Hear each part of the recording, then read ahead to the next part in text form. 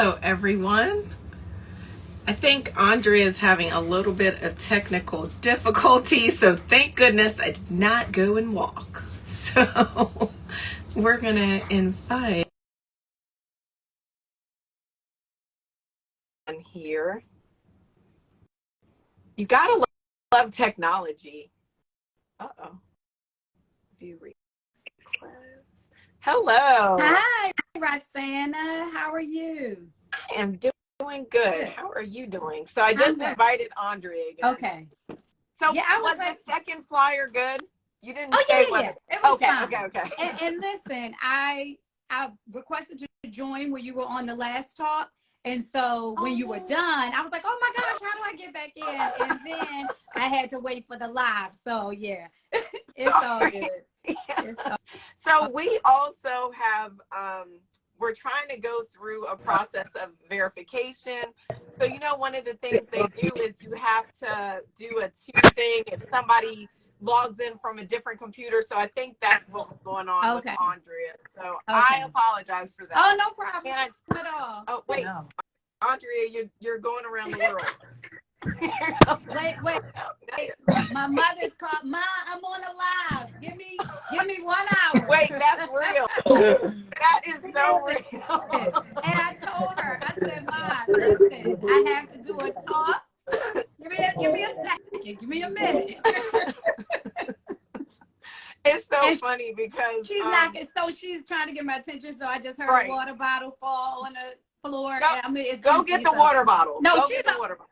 Are you fine? Sure? She is fine. Because Andrea will tell you, I'm going to let her tell her story, but I'm like an advocate for for parents needing things. They need what they need. And Logan and Andrea, we always, I guess because of COVID, we all had to get used to, okay, our kids are here, they have access to us, they're asking us questions, and I'm not talking about little kids. These are the big ones I can do for myself. So it's like, okay, I know y'all need something. What do you need? So I think that's why we just got to be patient with each other. Absolutely. And understand. And that is the importance of creating a space like, this, and to talk about caregiving, because even with employers, right, everybody doesn't understand that. Everybody doesn't understand. Like if I say, wait, I got to go get my mother, people just don't understand it. So changing the culture. And I think that's the direction that we need to go in with the growing population of folks 65 and over. Hi, my brown sister. How are you? Sis? Hello. Roxana. Oh my God. Let me just tell you. I was trying. Roxana, I heard you're good. On the tail end of the last one. And she's been doing. Listen, she has been doing this takeover since 10 o'clock. I'm like, oh my God, I'm exhausted. I went to a meeting, came back, and so I really do appreciate you, Rox, on so many levels. I know. And sis, I heard your mother calling me. You need to go help her. She's like, no. Well, this is the thing. After 5 years almost in, when there's a crisis, right? And you know when it's trying to get attention. And right now, it's the attention. You know what I mean? Because she knows, like I told her, I made sure everything was good. She had everything that she needed. She had her water. I turned all of that. So she'll be okay for another 45 minutes. Well, let me just tell you, I love it. You said, Mom, it's gonna be an hour. I need an hour, but but I'm learning more and more. Wait. I'm sorry, guys. Don't dive in yet. Don't dive in yet. So I didn't introduce anyone. Okay. Because people's been coming in all day, and it's not the same people. So my name is Roxana. I'm with the Black Mental Health Alliance. We are doing an Instagram takeover. So what we decided to do the last day of mental health awareness was talk about these difficult, sometimes it's not even that it's difficult. We just don't talk about these things that we're processing or working through. And we wanted to give space for people to learn from people like Dawnita, who are like in the trenches of doing this work of caregiving while Black, right? Because it's a whole different piece. Andrea and Dawnita had come together and talked, and Andrea was like, we gotta do, you were the first speaker. Oh, thank you. And it's that she was like, we gotta have this. And I was like, I will ask her, and if she's available. Well, look at that. See? And then you have the whole day. Thanks to me, you've been doing this since 10 a.m. Yes. Right? Yes. Yes. So I owe you lunch. I owe you lunch. No. You are good. And I have not been abused, y'all. I have my water. I went outside at some point because two of our speakers, one was at the beach. You know I love the beach. And one was at the beach, and the other one was outside in his yard. I went outside. I had breaks, so we're good. And so, well, we're going to introduce Miss Dawnita. It's Dawnita. It's Dawnita, I'm sorry. No problem. Miss Dawnita, if Andrea, I know you had went through her bio a little bit more, and I had planned on you introducing her. No, it's perfectly okay, because quite frankly, I'm gonna say a spiel and I'm gonna ask her to tell everybody about herself, right? Because her story is just amazing, right? Just her story, her passion, her commitment to this work. So thank you, Roxana. You had no idea. I am learning more and more about, things unfold when your steps are ordered, right? Just as they should. And while you might not think so, but even down to this like hiccup, right? I'm like, we gotta ask Roxana to admit us. I need permission to do this. Blah blah blah blah blah. But and then your mom, just what she did, right? And so, but that is the place where we find ourselves, right? And so for us to have it any other way is just, it is not truth, really, right? And so thank you so much. So I'm going to take really a quick moment of personal privilege. I've done it throughout the day. I'm going to take two, actually. One, to say, again, thank you to Roxana for really, for just leading this effort. She's like, we're going to do a takeover, blah, blah, blah. I know, right? Thank you to a friend of the Black Mental Health Alliance, David Miller, who is a real friend to us, supports our work, who made the introduction. And of course, Richard Rowe, who is like my partner in crime. Between him and Nia Jones, we are always meeting folk. And so we met with Dawnita, and it was unbelievable. And then I think the last thing, right, that I'm going to really take a moment of personal privilege to say, not only is she bad, y'all, she is a Delta, right? That's all I'm gonna say. That's all I'm gonna say. Right. And because I got the mic, I get to say it. And so, we have had a tremendous day. Starting with a young brother this morning who talked about the role of mental health with Black men, right? Who talked about how you have to reset, reimagine your life, right? When things happen, very, very powerful. And he talked about finding his way through gardening, right? Finding, and how this is all about seed. And so even though it might sound, I'm just telling you from start to finish. And then we, met with a couple people who somebody talked about how public humiliation as a teenager changed their life, and how they use that very thing now to sort of get centered. But the brother this morning, one of the things that he did is he said, before we do anything, let's take a moment, close our eyes, get centered. And I was like, no, he didn't. Now I'm not going to do that tonight because Roxanne got me on like this. I'm on a ridiculous high, right? But I appreciated starting the journey for the morning like that. I think it is, I just think it's so powerful. And, we've talked about a number of things, and we, especially what occurs in the Black community. And so I'd like you to introduce yourself, tell us who you are, tell us a little bit about your organization, and then I think we dive in with why this all started. And then at some point I will share why it's personal for me. And I just want to say thank you, sis, for loving your mom and loving this work and making your mental health a priority so that you get to show up in spaces like this. Amen. So Well, it's I'm going to okay turn to it over to you. breathe. Yeah. Doesn't that feel good? That's what I do. Like, that's what I do when she drives me crazy. I count to 10 and breathe. If not, I'm on, strangler. So that's, one way we manage our mental health. But I am Dawnita Brown, and I am the founder of Hey Caregiver and the Binti Circle and the Soulful Caregiver podcast. I am the full-time sole caregiver for my mom. It's almost been 5 years, and my story was that of a life interrupted. I was serving as a Peace Corps volunteer in Swaziland.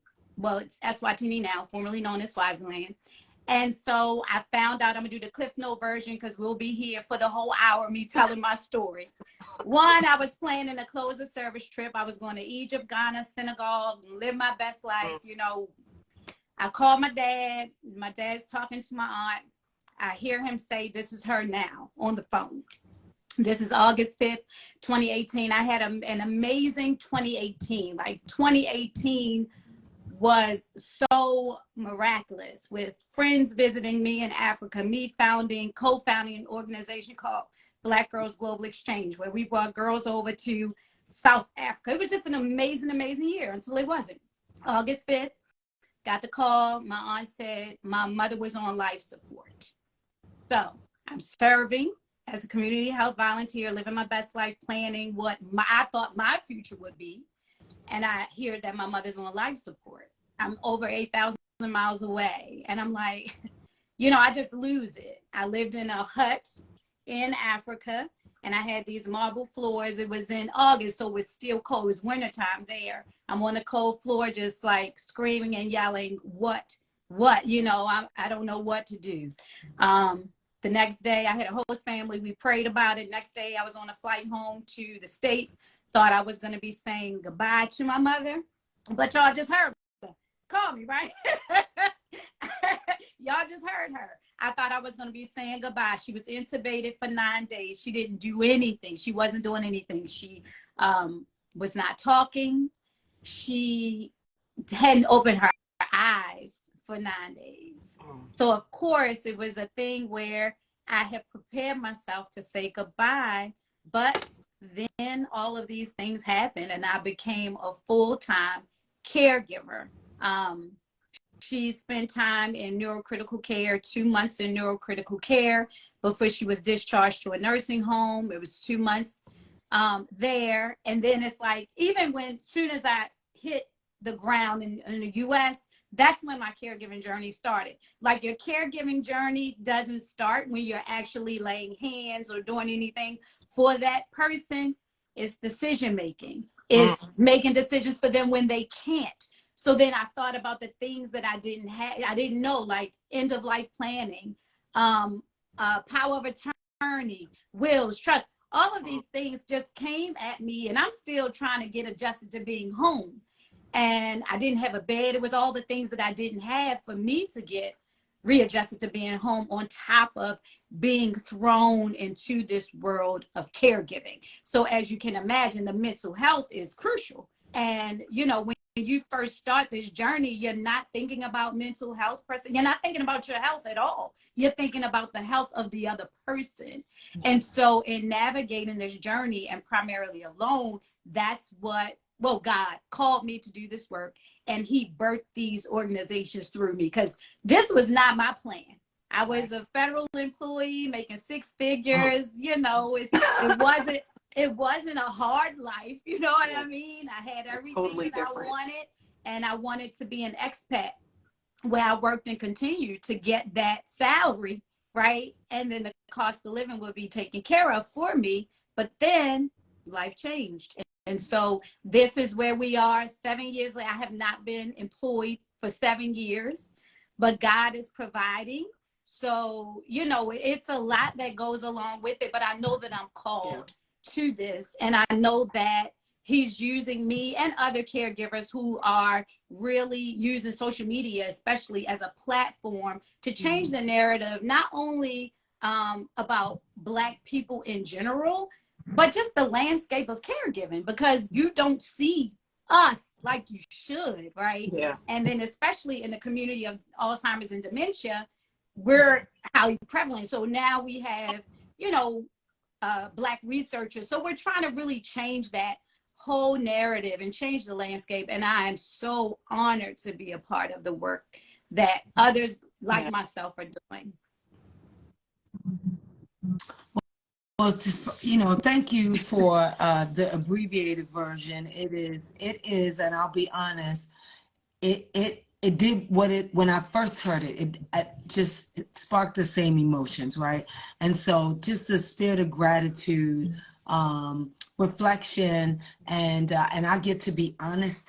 You know, I get to share a space with you where I get to be honest. And we talked about, you know, what that looked like, and I shared a little bit. You know, my father died 14 years ago. My mother had a stroke 19 years ago, and had some physical challenges, and she has had some significant decline. And so we sold our house, moved in with her, and you know, I am it, right? And so while she used to be able to stay home alone by herself, now I have to have somebody come in. She still, you know, moves and does. But what's funny for her is if she hears my car start up, she thinks she's supposed to go, right? And my husband always says, when you move, she moves. And so when that car goes, she's like, I just want to ride. And I'm like, I'm actually going into the office today. And so, and what I appreciate you is, you know, you have, you know, God is using you to really provide this safe space for women and men, right? But specifically women who need some respite, right? Who need to be able to talk, and who love, you know, I'm convinced, right? Where much is given, much is required. And I'm convinced it is my reasonable service, but it's also difficult service, right? And so I thank you for that, because when we talked, I was like, oh my God. I said, I'm gonna have her on the podcast, I'm gonna have her on Instagram. You know, because I just think it's important for other women and men to hear this. But I do want you to, you use the word Benti, and people don't know what that is. Please talk to us about that. So the Benti Circle is an intergenerational supportive network for Black daughters specifically. And it's Black daughters specifically because it's a different dynamic when a child is taking care of a parent, and then a daughter especially. Women make up, 1 in 7 women are caregivers, right? So 25 million women are caregivers. And then, as I mentioned earlier, the population of those that are aging over 65, that's growing significantly. So there's going to be a huge need for Black daughter caregivers, right? So the Benti Circle is that support. Benti means daughter in Swahili, and circle represents community, unity, love, and continuity. And so that's what we provide for one another. Like I say, it's intergenerational. So the ages range from 28 to 67. And so we're able to share. We have women that are in various stages of the caregiving journey. So there are folks that have since lost their parent that are able to help and share with us, you know, those that are still going through the caregiving journey. And as Black women, we are underrepresented in the caregiving space and in caregiving studies. So we are, as the Benti Circle, we're participating in studies, and 2 studies we're doing specifically that are designed by Black women that will be able to capture the data that's needed to inform policy, inform change. So even having that space where it's safe, folks trust us, right? But we're getting that data. Again, that's what's needed in research. We need to really be represented because we're not. So that's what the Benti Circle is here to do. We offer support. We offer respite. Last year, we were able to do, and this is my hope that we do every single year, host an all expense paid retreat for the caregivers, 20 caregivers, and also provide scholarships for them for the home care of their loved one. And we had our first annual comedy show event that was sold out. We know with mental health, laughter is so important, right? So it get us moving, get the endorphins going, the cortisol levels raise up. So we need laughter. So that's what we're doing. The Benchy Circle again. We have advocacy. You know, we're looking to have an advocacy on. We really want us to be a full-fledged organization that's run by caregivers. So right now, you know, Benchy grew from 9 women, a panel discussion, to a network of 70 women all over the country. So I'm so excited about what we're doing. And I think I saw a couple of our Benchy Circle sisters join us. So, you know, we just offer that support, that sisterhood. And I call it, we're a life-minded community. You know, we hear like-minded, but life-minded, because there is somebody in the circle that can help you. I'm single. I don't have any children. I'm an only child. So I can't help someone that has siblings or maybe a husband and dealing with children, that sandwich generation, but it's somebody that's in that circle that can help another sister. I love that. I absolutely love that. So we're going to find out as we move through the conversation. Roxanne is watching the chat for us, so I know people are just, you know, giving kudos and thanking you for your work and your expertise. But if anything comes up, she'll raise that. But a couple of things that I'd like to ask, you know, and we'll talk a little bit later about how we can connect with you, right? Because I know that you shared that. But we'd really like to talk about, you know, what does self-care in this space and what for mental health look like, right? How do we do that? You know, we've been reading, we talked earlier with someone about the studies that we are seeing with women in high functioning depression, right? And it's so funny because there are times you don't want to feel resentful, right? You know what a privilege it is, but would really like to hear you share about how we stay, not just, I mean, obviously, you know, circles, but how do we stay up, you know, how do we stay centered and balanced in these heavy moments? Because they're heavy. Historically, that's what we've done. We relied on our faith and we relied on our community. It's Ubuntu. You know, I am because you are, you know, and so that's something that's just in us, right, in our DNA. And I have a t-shirt for that, but at heycaregiver.com shop. But it's just something. Oh, don't trip. We will be wearing those. Yep. Heycaregiver.com. So it's something that we've done. So we rely heavily on faith. We rely heavily on community. And it's interesting because studies show that while Black people carry a greater burden of caregiving, when you compare us to other ethnic groups, we actually tend to, our mental health is stronger, right? So it's that resilience, even though we are at greater risk, you know, historically for negative health outcomes and all of that, but because we have that faith, because we have a community. But on the flip side, we don't talk about it either. It's still stigmatized, right, when we talk about mental health. And so I think as far as self-care and really getting at, it's the transparency, it's the being honest.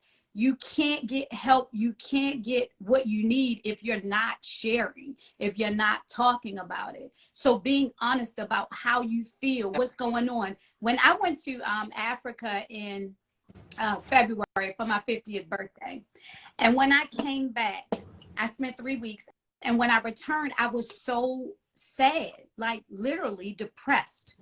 And so it dawned on me that when I came home the first time, I came home to crisis, right? So when I came home to crisis, I was taking care of my mother. I didn't have time to grieve a life that I loved. So when I went back and returned, literally an entire month, I was depressed. I didn't want to do anything. I unpacked my clothes, but my clothes was stacked all over the place in my room. My house was just, you know, I could tell that I was not in a good space. But also sharing, owning it. Like, I was like, I ain't feeling it. I'm depressed. You know what I mean? And so being able to own it, sit in it, you know, validate your feelings. Don't try to discount it. Don't try to, you know, be kind to yourself. Give yourself grace when you feel a certain way, especially in a caregiving space. And like for me, it was so many layers of it, right? So it's a grieving process. Like the mother that you had, you know, Andrea, she's not the same anymore. So you grieved the loss of the mother that you knew. So I was grieving the loss of the mother that I knew. I was grieving just the life that I was living. And so it took me a while to get to a place of thinking about me and self-care, because for a long time I didn't. And so I discovered this philosophy called self-full, right? So as caregivers, when you think about, like, I'm sure sometimes, Andrea, when you would drive off, like maybe the first time your mother thought she was going to go for a ride, you probably felt like, oh, I feel so, like, I want her to go. You feel this guilt, this level of guilt, but you know, you can't bring her to work with you, right?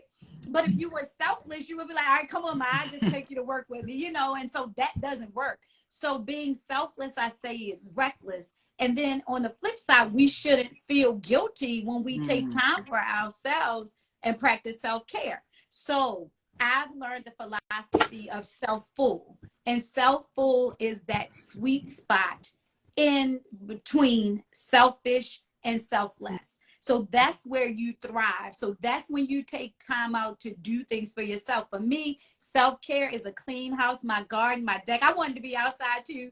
On my deck is beautiful. I call it DB's Oasis. My front is beautiful. And so there you can respite in place. Everybody can't always get away, but you can create spaces in your home. You can create some practices that you want, you know, to do. You can breathe anywhere, right? You can stretch anywhere. Yeah. You can write affirmations. You can talk to yourself, have grace, you know what I mean? Fill your mind with positive things. I have my sage and citrus candle going. I have my aromatherapy going. You know what I mean? And so it's like, those are the things that you can do, especially as a caregiver, because again, it's hard to go. Spontaneity is no longer in my vocabulary. I have to plan accordingly, and it costs me when I leave. You know, when I go, I have to make sure that there's coverage for her, and it costs. So that when you talk about mental health and the strain of caregiving, financial strain, you know, that's one thing that we have to take into consideration. But self-care is imperative, and I, you know, encourage everybody really to be self-full, because a lot of times we have a hard time with saying no. That's one thing that I don't have a hard time with anymore. Saying no, I don't want to. Or, you know, yeah, I don't want to do that. And it's nothing more to talk about. It's no discussion. No is a complete sentence, no period. Or no exclamation point, whichever. But it's not a question mark. Like, no. It's no. It's affirmative. It's definitive. So, you know, I think as far as that is concerned, you know, that's how we can practice self-care. It doesn't have to be big and grandiose. You know, if you want to take a bath or shower, whatever. Like for me, a bath it's a lot. It's time consuming sometimes. You know, it's like, oh, I think about a bath. It sounds great, because I always do it up. I do my bubbles, my candles, you know, all of that. But I don't have time for all that all the time. So I hop in the shower. So it's almost like, what, you know, your mind, you know, you got to think about what you have the capacity for and the bandwidth for. So. That's fair. I appreciate that. I know that we often, some of what we've heard people say, you know, when they, you know, looking for therapists and their caregivers, and sometimes, you know, some of what they say is, you know, I struggle. I'm on the fence. Do I put my parent in a home, right? Can you talk to us about what had that even entered your mind, and you know, what was your deciding factor? And because once you you really can't look back, right? If you say you gotta, I'm gonna do it, and I'm gonna do it, and I'm gonna keep moving. So I'd So love to for hear me, like, that. well, my mother suffered a brainstem stroke. So it left her extremely weak on her left. So she can't voluntarily move her left side. So she's bedridden. And in the beginning, everybody was like, you're not going to be able to take care of her, and I'm thinking, after I witnessed the care that was happening when she was in short-term rehab just for therapy, right. I was like, there's no way in the world I could leave her here. I mean, right. Thinking about the subpar care, even the, taking everything that she's worked for, knowing that the ratio of patients to GNAs, CNAs, just, I mean, really ridiculous. You have 20 patients. How can you take care of 20 patients? Right. So all of that. And then too, to be honest, I believe that God again called me, because I say all the time, if I was working when this happened to my mother, I don't know if the outcome would have been what it is, because there would have been other factors to consider, where I was already, my mindset had already shifted from that, Mm-hmm. Mm-hmm. Wait. We can't hear you. We lost you. Oh, Dawnita, we lost you. Okay. Okay. Thing is, before it even happens, to have a conversation with the family and the person, because that way the decision that you make is the decision that they want, regardless of what it is. Again, as a people, this is what we do. We take care of our own. In Africa, there are no nursing homes. It's the family that we take care of each other. And sometimes it's not even the biological family, but somebody is going to take care of that person. There's no nursing home. So I think that for us, we need to start having conversations early. There actually was a sister that joined the Binti Circle after her mother had been in a nursing home. And she said at the first meeting, if I'd have joined the circle earlier, I wouldn't have had my mother there. So, even having that network to talk about the things, what are the pros and cons? But I think that the first thing, because some people, if a mother told them years ago, don't put me in a nursing home, they're going to do whatever they have to do to make sure they honor her wishes. So for me, like I said, decision one was a no-brainer, because I was already out of the workforce, if you will, because I had volunteered and everything, and I was still getting my footing. So my life had become her, and I couldn't imagine leaving her to go back, because when you think about work or whatever, you're going to be spread thin. You're going to be in two places. And because she requires total care, it's 24/7 around the clock. When you add up the numbers, $30,000 a year just for that. And then I'm working, I'm still straight. It just didn't make sense. So I considered all factors before I resigned from my job. Because they value me enough as an employee. So they gave me a pseudo sabbatical. They weren't paying me, but I had 3 years to return to work.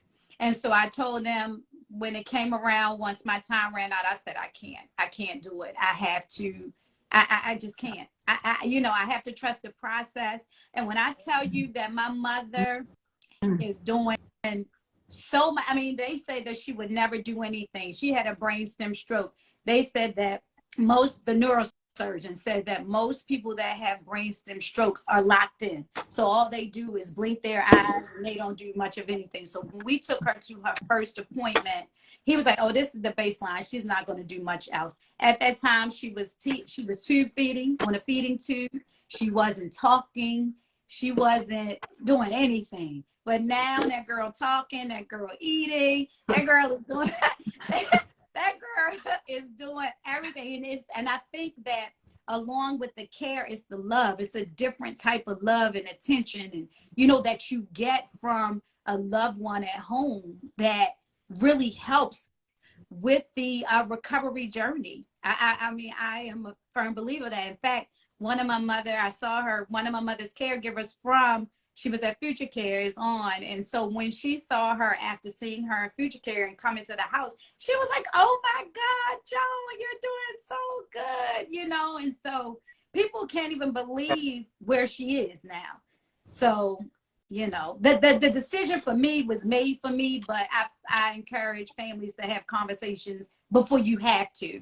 Be proactive about the conversations. Right.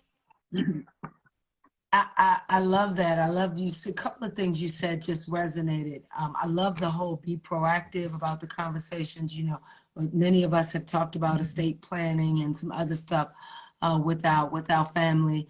And again, sometimes it happens, and you like, oh my God, we in the thick of things. So a couple of things I'd like to raise, but one thing you said about, you know, there's something to be said about being loved, right? I never forget, this was years ago. My son is 19, and they used to say, put him down, you're gonna spoil him, and and I was like, I don't believe in spoiling, right? I believe in loving him. And so now I'm sure I should have put him down a couple of times, but you know, it's neither here nor there. So and if he could, at 6'3", he'd wrap his legs around me, but there's something to be said about thriving in love, right? And so one of the things I heard a pastor say, it was many years ago, and he talked about, you know, sometimes people have to make the difficult decision to put their loved ones someplace else. But he said we thrive and grow in environments where we are loved. We thrive and grow, he said, and we add years to their lives. And he said, and then he used this analogy about sometimes caretakers have had to bring in animals because if they've had to work, but the animal really does, you know, they have this affinity to the animal, right? So I love that, you know, that it is clear that she is thriving and growing because she is loved. And we had a speaker on before, you know, Roxanne and this marathon, she's trying to kill us, right? We had a speaker on before that talked about how we need to love more, right? And we figure out what that looks like, and that doesn't have to be at the cost of us, right? That's always, you know, used to be, not now, used to be a big fear of mine, like, what if something happened to me? Who's gonna take care? You know, always a big fear of mine, and so I have learned to, you know, get better about putting systems in place, putting people in place so that I get what I need. So I'm not like, oh my God, you know. So thank you for reminding us that, you know, how essential love is, you know, and that sounds silly to some people, but sometimes people do stuff because they have to, right? Not because they love it or love you. And so thank you for that. And I love this, your terminology around self-full. Because I think it helps us, at least me, and probably others, shift their thinking, right? So if I'm self-full, then I'm really in a better place to be able to honor you and take care of you. And so I love that. And if we could, Rox, I just want to make sure I'm not jumping. I know folk are on the line. So I see just people. A lot of Sunkissed Cat had said that if we could talk about, I mean, not in this conversation, but I think in a future conversation we could talk about, I know this is about home caregivers, but I would love to see a live about mental health for caregivers that work in facilities, because I can only imagine how much that is.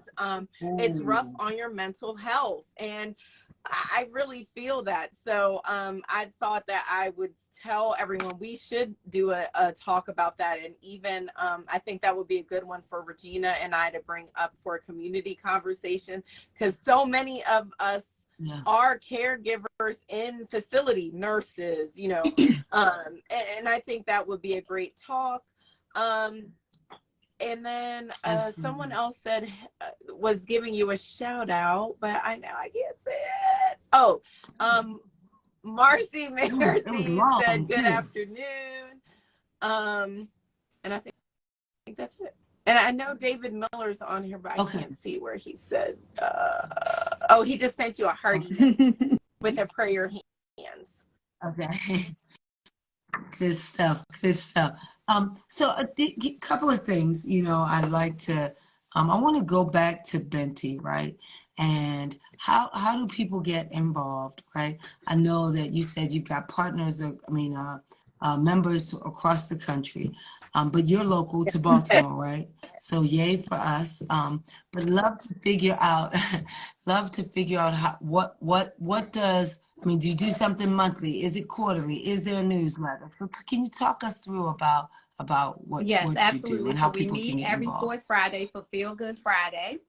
And we also have an ongoing group chat on WhatsApp. We're in the process now of getting a website developed because we want to start offering trainings for family caregivers and have like one repository where we can have information and resources again that is run by caregivers, because I think that is so important.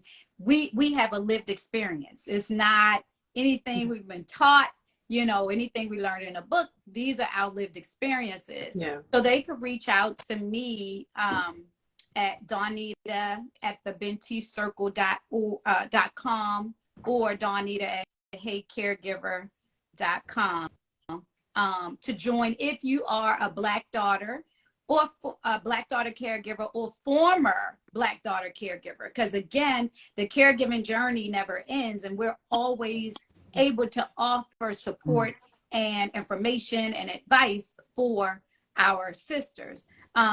We also do events. Like I said, we're planning our second annual retreat, and we're looking forward to that. It's going to be in November, and our fundraiser, it's our second Care to Laugh comedy show, is going to be in November because November is National Family Caregivers Month. So the comedy show is November 4th. It's a day show. It's from 3 to 5, so you can have 2 doors open at 2. You can have your whole day on Saturday. So if you want to party, just come to support us. And then our retreat is November 17th through the 19th. And so again, we've really been a grassroots organization. We were able to do a crowdfunding to cover our expenses for the retreat. We received some sponsorship for our comedy show. So, we really want to partner, get support so we can provide the respite and support that caregivers need. There, 4 out of 10 caregivers say that they need respite, but only 14% of caregivers actually do take respite. And so it's important because that's an opportunity for us to refuel and really restore ourselves. It's more restorative than anything because we come back to this world of caregiving. And like I said, for me, it's 24/7. And so within our group chat, we're able to share resources. We're able to share caregivers information. We're able to share our stories and be transparent. Again, like I say, transparency is so important. And that's what we offer through the Benti Circle. So you can certainly email me. We have an intake form for women who are interested in joining us. And we'll certainly continue to keep, sharing what we're doing. We participated in a Girl Trek Momathon for the month of May. So we're getting out physical. Like when I mentioned earlier, Black caregivers typically are stronger mentally, at least we say, that's how we show up. But physically, we're not taking care of our physical health as much as our other counterparts. And so we did a challenge where the Momathon, you had to walk, I think it was 56.2 or 56.4 miles in the month of May. And so it got some of the women moving that hadn't otherwise moved, right. So we're challenging each other with physical, fitness, mental, taking care of ourselves. We did a study on a yoga journaling workshop. So we were the recipients of the Morgan Cares grant. Is the community-based partnership with Morgan. And so we did a yoga journaling workshop for our caregivers. And that's something that we want to continue. And again, get funding for these efforts, to really track the data to show that the Benti Circle is making a difference. Hey, policymakers, we need more support when it comes to caregivers, and then especially those who aren't getting any assistance, like from a financial standpoint. Most of what we do is out of pocket. So, that's where the support could come in. So we're applying for grants. We're doing our grassroots crowdfunder. We did a crowdfunder through Collective in August, and we were able to raise over $13,000 on that platform. And then people that came, you know, the Johnny Come Latelys, they donated, where we were able to raise over $15,000 in 48 hours. So, you know, that's, and the commitment that I have from the sisters, like they see the need. And so they're willing to roll up their sleeves and do what they have to do to make sure that we get the support that we need from, you know, all aspects. That is so powerful. Well, I tell you, I know that I want to make sure folks don't have questions or comments that we need to read. I think the only other thing that I'd like to ask, you mentioned, you know, you are working on building out a website, and you talked about that's where training would be housed. What would training look like, right? Like the thought of being able to sit in and be trained about something. Prime example, one of my Benji Circle sisters, and we call ourselves Bo Sisi. Bo Sisi means sisters in Siswati. So my Sisi, I mean sister, she was taking her mom to an appointment. Her mother has Alzheimer's. So the nurse or the doctor that she was talking to was the specialist, the dementia specialist. She didn't know anything. She knew what she had been taught in the book. So my Benji Circle sister was like, well, wait a minute. She doesn't know anything. Like, we need to arm caregivers with the information that they need. So the training would be holistic, from practical training, what to ask the doctors, what do you need, to self-care. What can you do to preserve your mental health? How can you care for yourself? Activities, we would have resource guides, you know, so everything that you need as a caregiver, from a caregiver, and a Black caregiver specifically, because research shows that there are not enough culturally competent trainings and or resources for us. So, you know, we know how to communicate with each other. We understand our struggle without step. We know the baseline, right? We know the foundation. So we don't even have to go there. We can just come in and talk and share. And so I've been blessed with 3 instructional designers who are caregivers, and I myself, I'm an instructional designer as well. But I told them I'll make it look pretty, because I also do graphic design. I'll make it look pretty. Y'all come up, you know, with everything that we need from instructional systems design process. But I definitely want to have one repository where we have the trainings, we're able to share our events, we're able to have a newsletter, like you mentioned. So I want to have a really robust website, and so again, need funds for that. No, that's fair. That's real. I love it. I'm gonna urge you again to give out your email address. I do want to, if there's anything, I think we'll make sure that in our newsletter, we you know, have a informational something about your work and about this. And I know I'm crystal clear. I want to come to I want to come to one of the 4th Fridays. I think it'll be good for me. I think it's necessary, right? I think none of this was by accident. And so, you know, Yes. Little did David know the introduction really would lead to something much, much larger. And I think that we have a constituent base who could benefit from your work and also support it. I know that that's our plan, to figure out ways that we can partner, but also ways that we can help your work, right? Help you grow this work, help save sisters, because you know, it's no joke, right? It is no joke. And it feels good to be able to say to somebody else with no judgment, you know, I don't even know if I want to hear you call my name. I'm just tired. Right? And it doesn't have anything to do. I can't be more committed or love you anymore. But I'm like, the thought, they even say that out loud, right?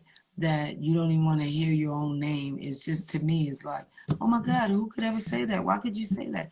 But when you hear it all the time, and you are And again, I wouldn't have it any other way. I just want to do it the right way. And I know that there are others who will say the same.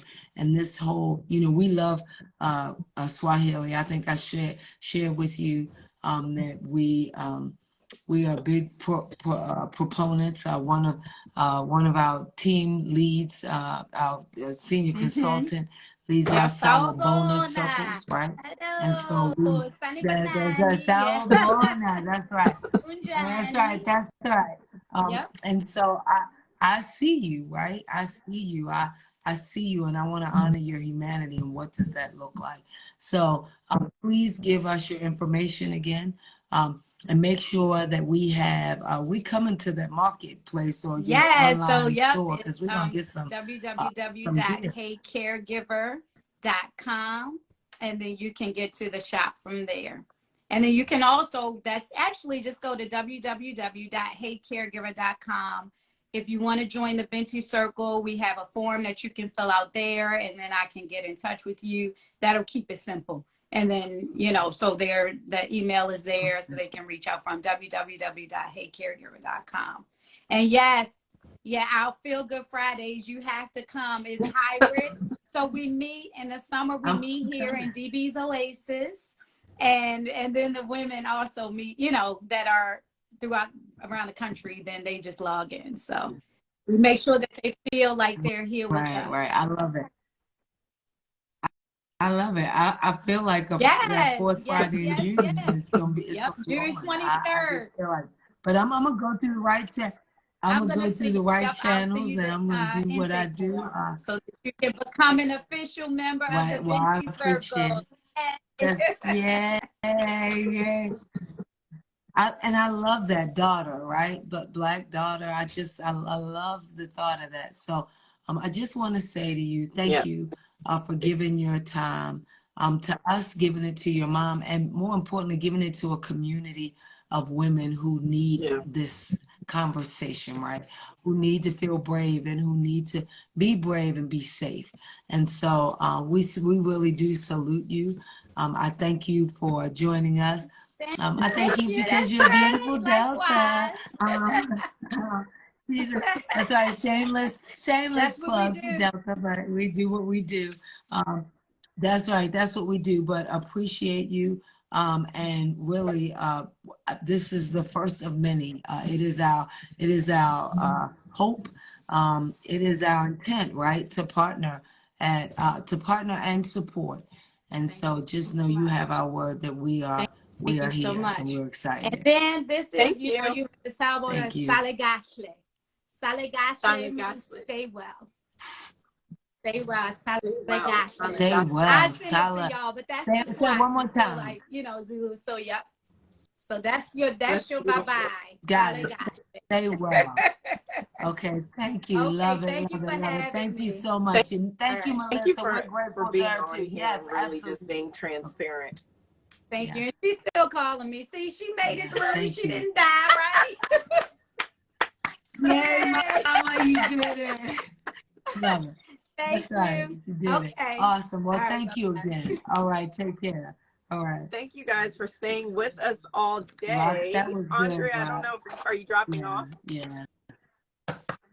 No, I'm going to get back on. I just need to go upstairs and take something out of the oven. But for my mother, right? I need to take something out of the oven, but I want to get back on. I want to hear David. And then I'm on again at 8, right? But I'll be on throughout. How about you? Do you need to step away? Because it's 7 o'clock and David is on. So I'm going to bring him and Richard on. I'm going to probably run and get a bean bag. To sit on Okay. Okay. So, I'll be around, so I'm here. Still in my office. Listen. I'm like, oh my God, poor Roxanne. But could you please bring me something? Got it. Thanks, Foxy. But I'll be on. I'll be in the chat. Thank you. So.